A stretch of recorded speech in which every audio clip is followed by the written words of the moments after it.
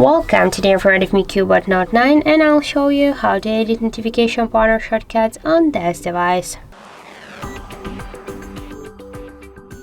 So first we should open notification panel, and now we can see here a lot of different options and features. So just if you want to add here some options or to remove some of them or just to change their positions, you should click here on this edit icon, and after that we can see here this down section with invisible icons.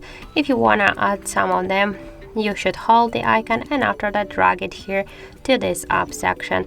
By this way, just hold and drag it. If you want to remove some icons from here, by the same way, just hold it and after that drag it to this down section. As you can see, that's so simple to do.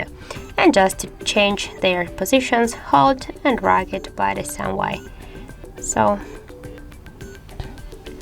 that's how it looks. Then just to save the changes, go back, and that's it.